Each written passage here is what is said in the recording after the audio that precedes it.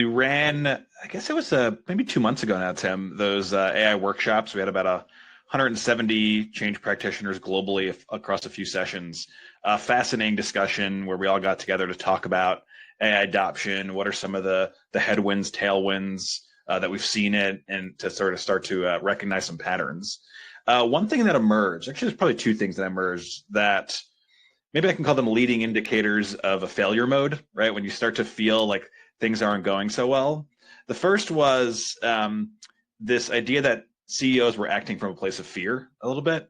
So there was almost this like Me Too AI adoption sort of thing. Our competitors are doing it. I'm hearing something in the news. We need to catch up. We're behind.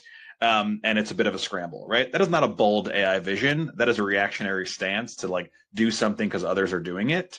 So again, as it relates to the diagnostic, when we see in the research, the leaders really need to help set up and paint the picture of what the future will look like with this technology, and not just realize this is about rolling out a tool. This is about changing how we work.